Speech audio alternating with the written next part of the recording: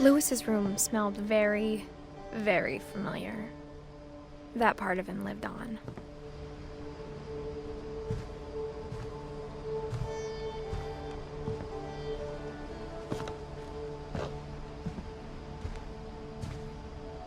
Lewis and I spent a lot of time playing games together, but he was surprisingly bad at them.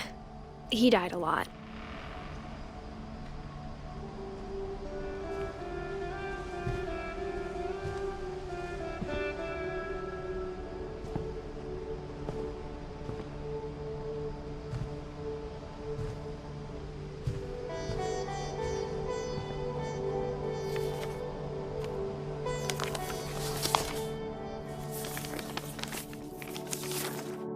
Dear Mrs. Finch, as Lewis's psychiatrist, I can understand your desire for an explanation.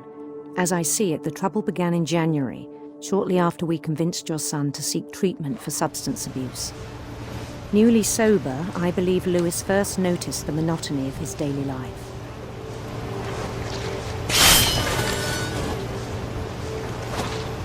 He kept working at the cannery, but he withdrew part of himself. In our sessions, I saw the same behavior. His mind began to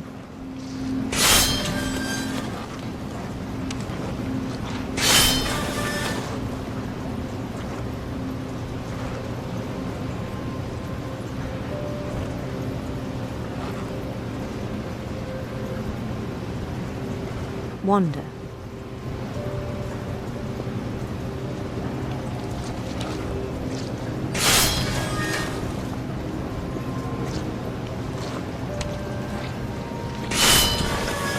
I asked him to describe it. He said he started small, imagining a labyrinth. He'd feel his way about. Then something moved. Bats and toads.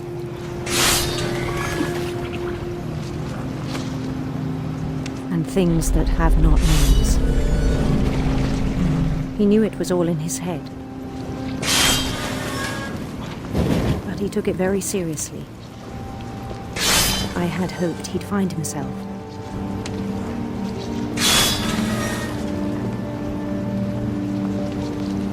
But he found something more.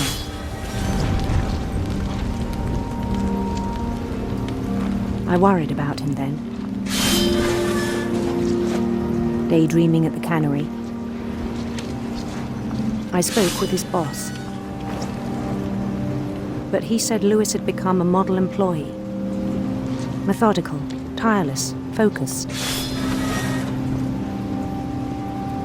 Like a whole new Lewis. So I let him go on.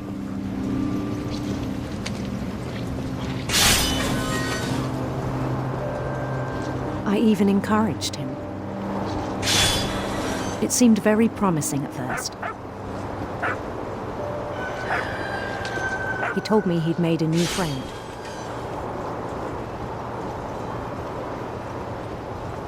On the edge of a city he named Lewis Utopia. He built the city up slowly, brick by brick. Then he made musicians.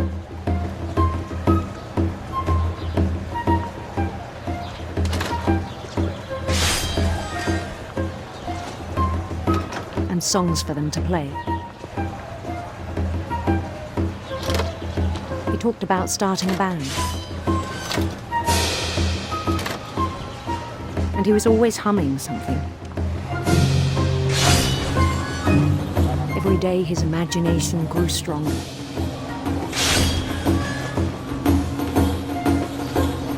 He no longer spoke at the cannery. But his chopping was as reliable as ever. Then one day it struck him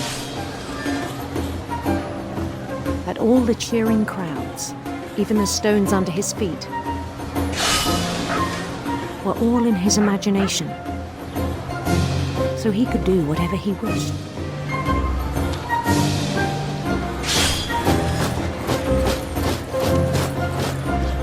He held an election for mayor. And he won. They begged him to stay, but his mind was already wandering. It became a game for him.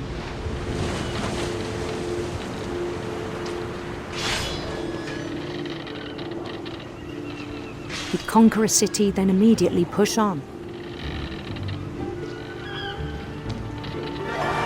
New Louisville.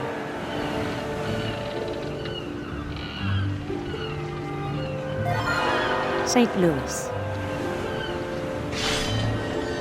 He started drifting away from our reality.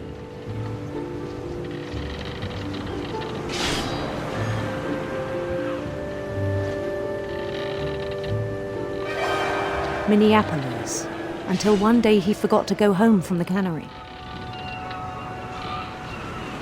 Even as his mother pleaded with him, part of Louis kept sailing on.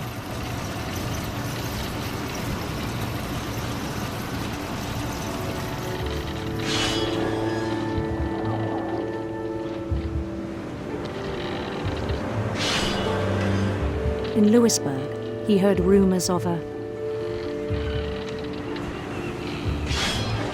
handsome queen.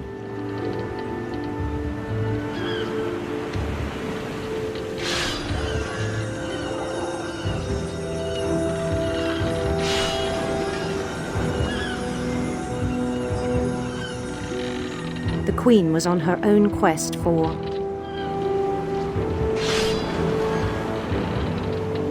sinister serpents.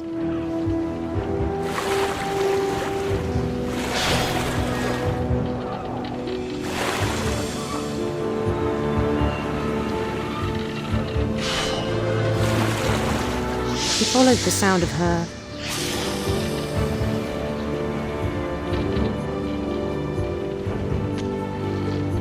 electric sitar.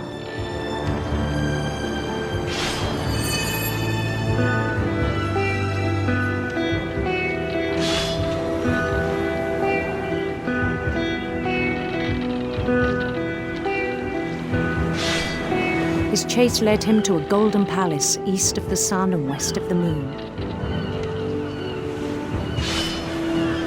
Even then, his logic remained sound. He knew the world was all in his imagination.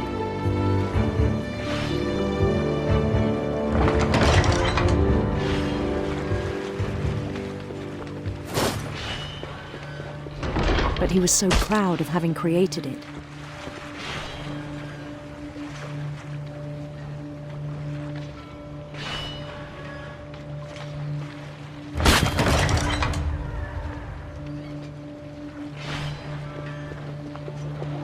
In his own eyes, he'd become something greater than a king.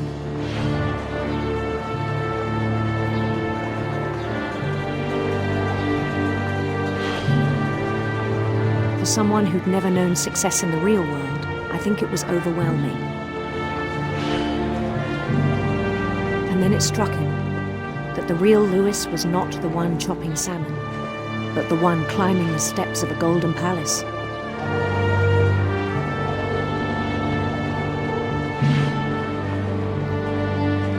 My imagination is as real as my body, he told me. It was hard to argue with him.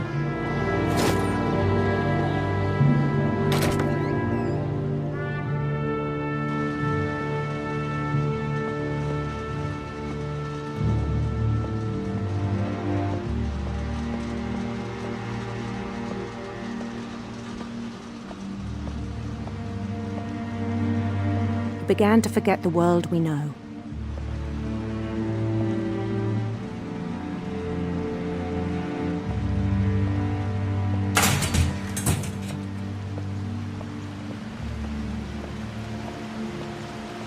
I think it pained him to remember Louis, the cannery worker.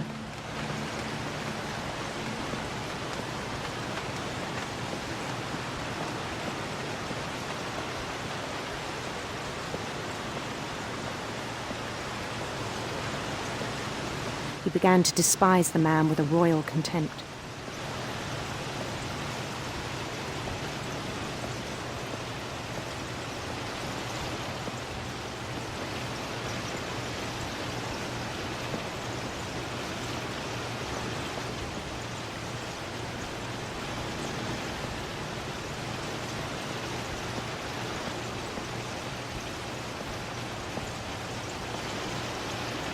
I still thought I could save him. Even after he said he was being crowned king over all the lands of wonder. The palace would be packed with his companions.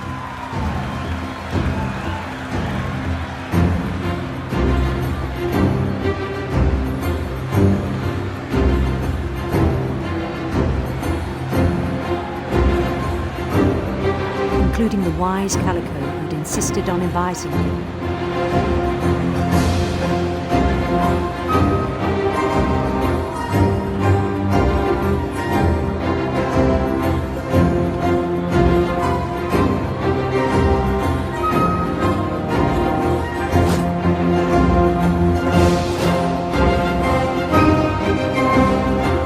His queen waited, holding his crown.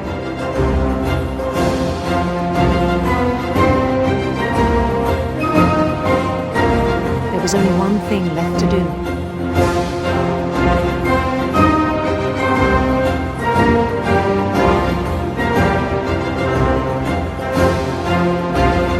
Bend down his head.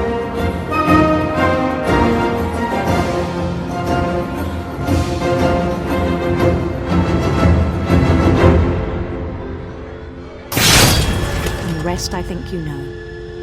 Mrs. Finch, your son was a kind man who will be missed by all of us who knew him.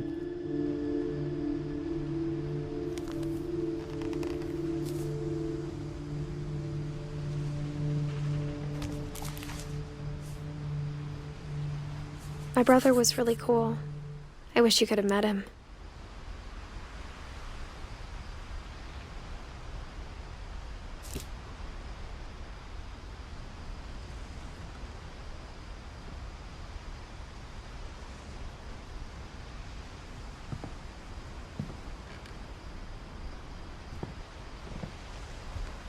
He was so proud of being Indian. I think for him, it was a way to be something other than just a Finch.